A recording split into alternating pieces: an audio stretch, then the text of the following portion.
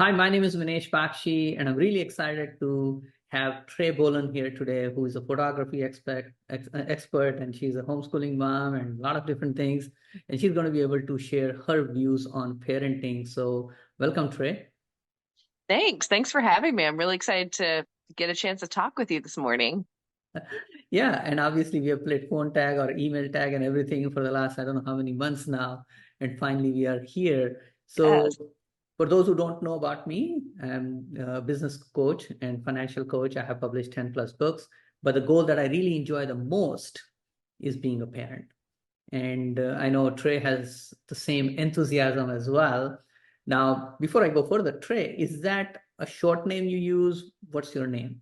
Yeah, so my parents named me Tracy, but in college, friends started calling me Trey, and it's just stuck. And now that's been what I go by for over 20 years, which is crazy. I've been called Trey more than I've been called Tracy now.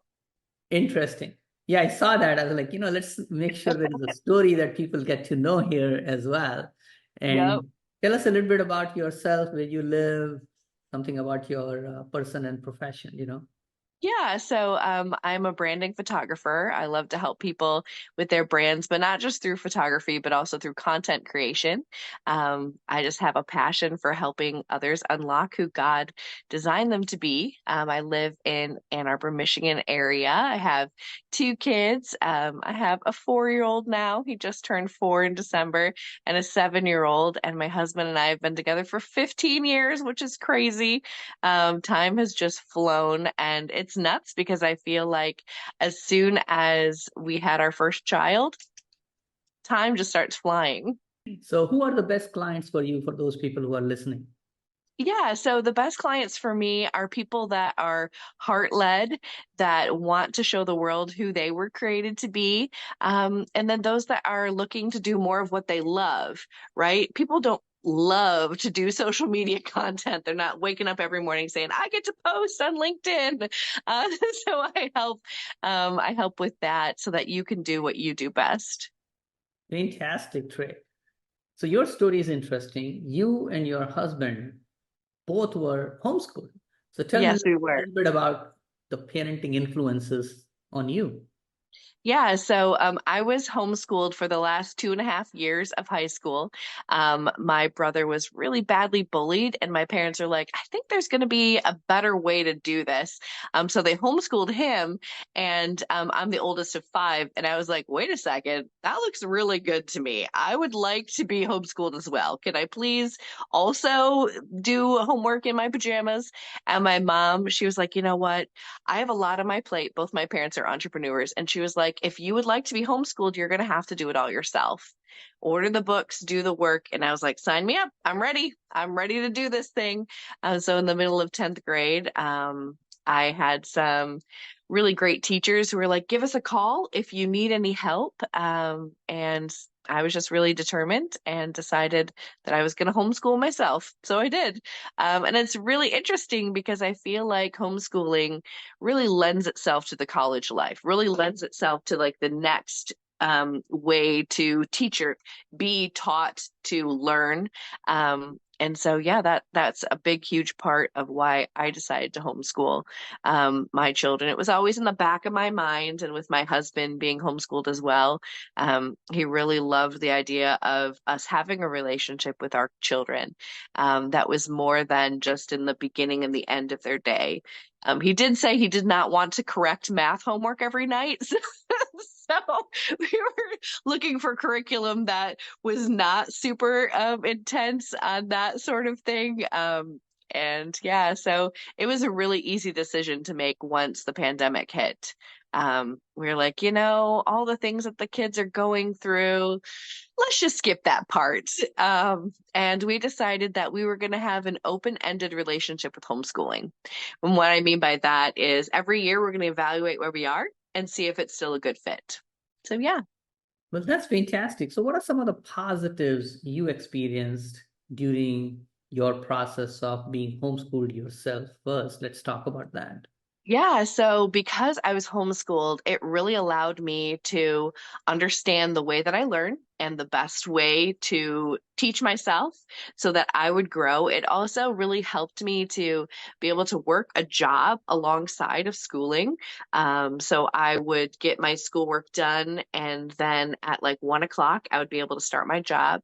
And my parents are both really diligent on making sure that our first jobs were jobs that we would learn something, which is something that I really love that they instilled in us. They're like, yeah, flipping burgers is great, but we really want you to be somewhere in an environment where you'll be mentally stimulated. So I worked at a library. My brother worked at a greenhouse, and my sister worked at a dog kennel. And we all kind of learned different skills that way. And we would do our school in the morning, and then we'd have the afternoon to do the job, or even the other way, if there were hours that were available in the morning, okay, I can work in the morning and then come home and get my schoolwork done. So I really feel like it helped with time management. It helped me to develop as a person. It was it challenging? You betcha. But I also think that the challenges helped me rise to the occasion. And how did homeschooling prepare you for college? You mentioned that, right? Because college doesn't really have structure like, in high school where you're like, people are hounding you, people are on you, when you're in a public school setting. And I can attest to that because I was in high school for a year and a half, freshman and half a sophomore year, where they're just on you. They are managing you. So you don't actually learn to manage yourself. And then stepping into who you were created to be. High school is all a public setting, is all about creating more of the same. And homeschooling is really about letting yourself become who you're supposed to be, who God intended you to be. At least that's my perspective.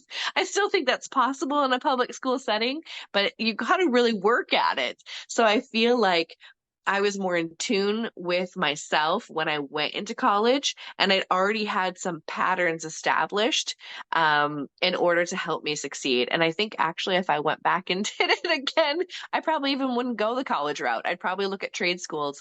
I'd probably look at mentorships. I really love the idea of growing through mentoring, and seek out ways to advance in that way instead of spending hundreds of thousands of dollars to get a piece of paper, you know?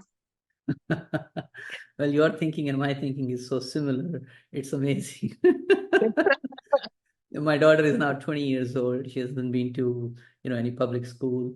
She did go to a couple of years in a Montessori, which was Okay. inside an Indian temple in Troy, Michigan. Oh, And that was because my wife insisted on it. My wife is, she was brought up as Christian, though not really practicing on a regular basis. I was brought up in a Hindu family. And over a time period, she's like, oh, Minesh, we should expose her to the other ideas, which was fine with me.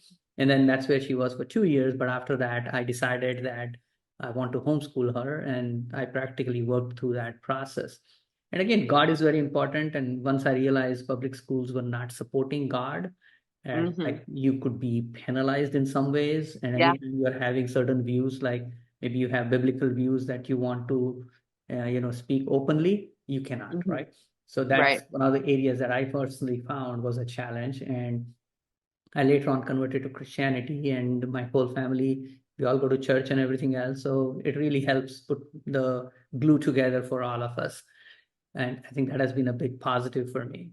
But anyway, going back to the part of influencing your children, because that's really what we are talking about. Yeah. So what do you do to influence your children? Obviously, homeschooling is one way that you are in touch with them more often. Hmm. What are some of the practices, activities you do consciously, or you have some philosophy in mind which you would say, hey, Yeah. this is how I'm bringing up my children?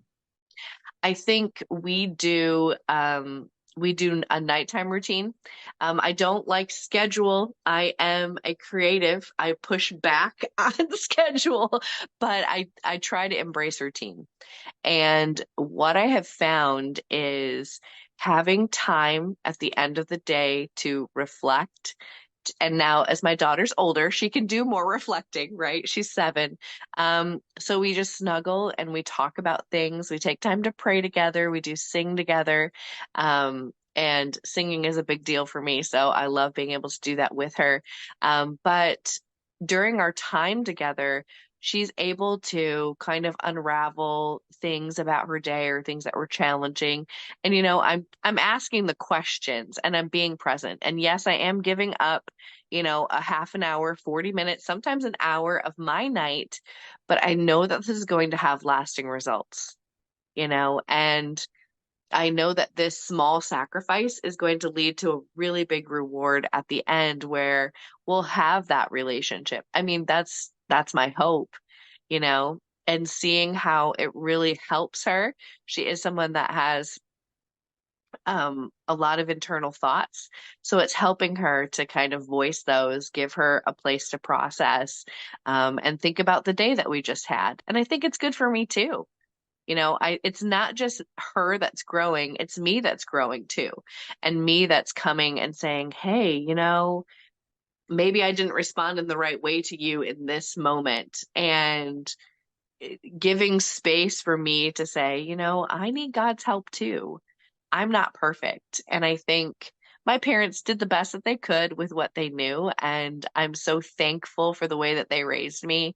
And I know that that's a big part of who I am. And so I want to be transparent with her and I want to give her space to, excuse me, seek the Lord in helping her do that together, right? Like if we say that we have this faith that's deep, like it has to be more than just something on Sunday.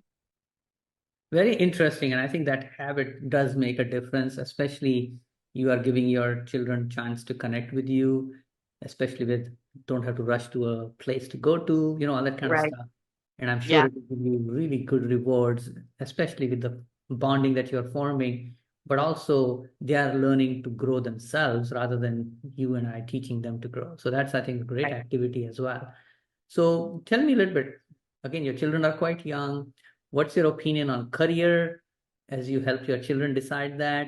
And the next thing after that would be how do you influence them about learning about money? So I'll leave that open to you. So, it's really interesting that you're asking that question because I'm being very open on the way that I'm pushing my children towards the trades, towards being an entrepreneur themselves. I'm actually the daughter of an entrepreneur, but also my grandfather was an entrepreneur, and so many people in my family, my cousins are entrepreneurs, my uncles, my aunts, because of what they saw modeled. So I'm really keen on introducing alternative ways and alternative careers to them. I talked to my son. I'm like, don't you want to understand more about the potty? Isn't the potty interesting?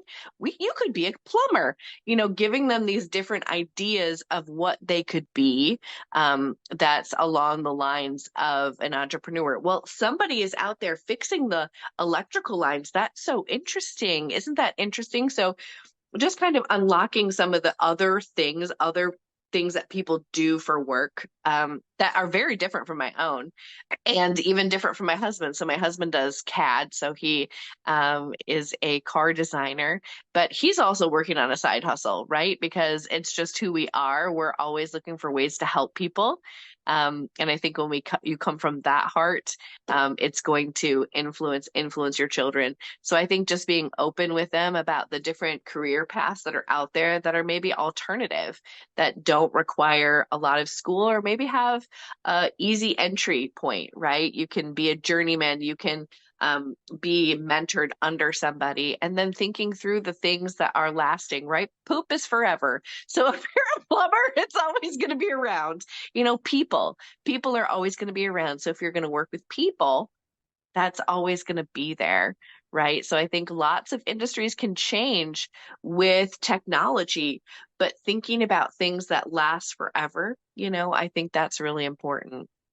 And then as far as money goes, I actually had an opportunity to teach Scarlett a money lesson recently where she was like, "Oh, I want that Elsa spinning light."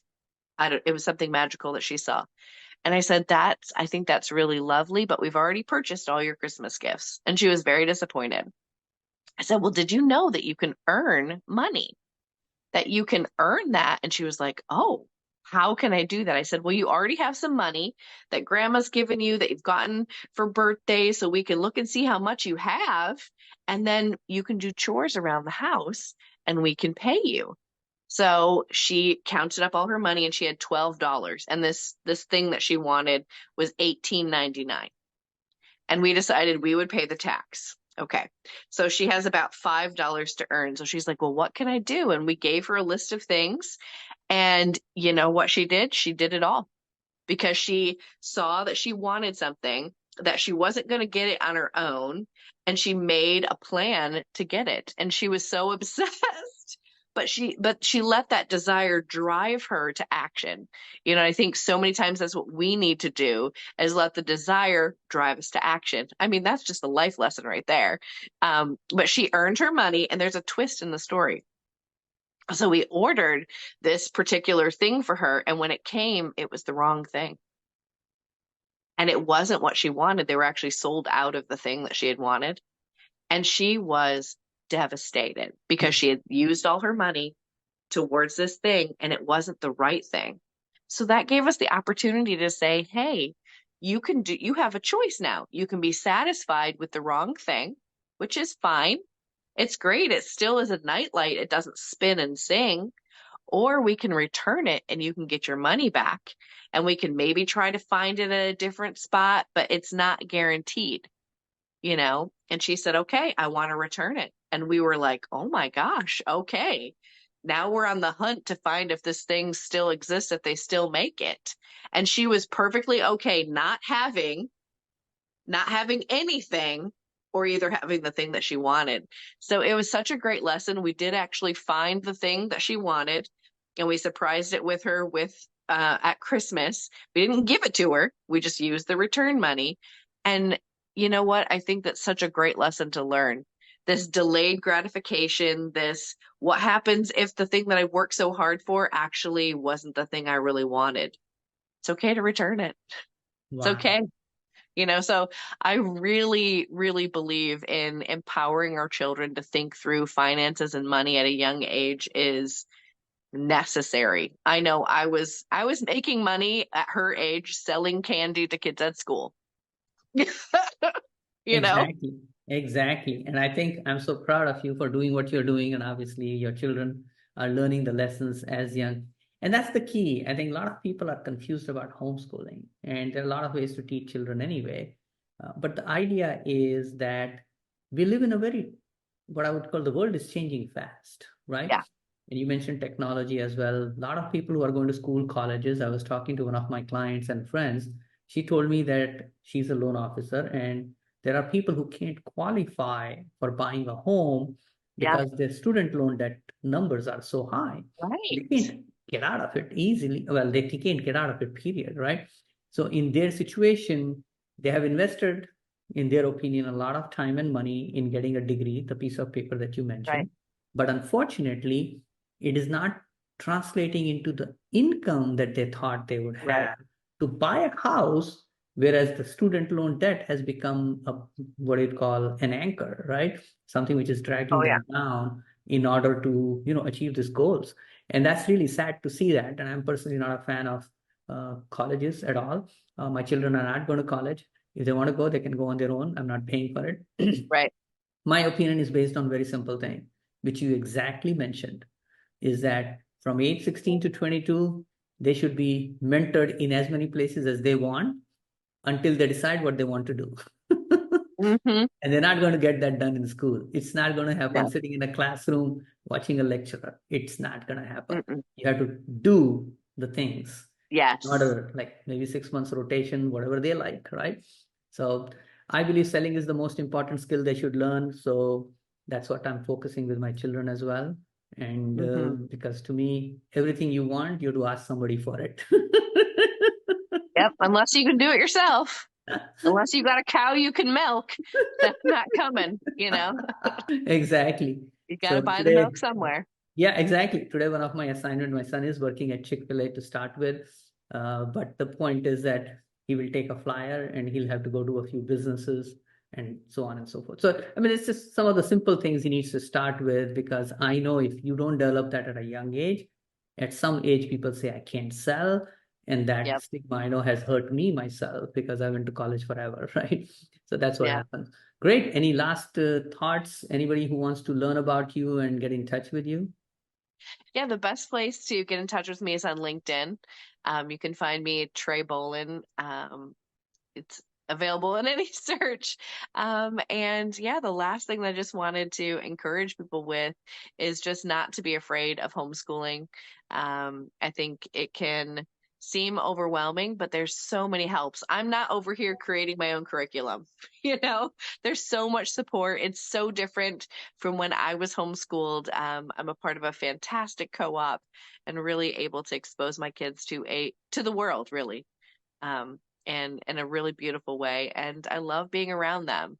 You know, I miss them when we're not together. And I think that's a part of the culture that I want to be a part of. Absolutely. One of the reasons we homeschooled is we like to travel as well. And we were able to go to Disney World, though we lived in Michigan at that time, 200 Yeah. times.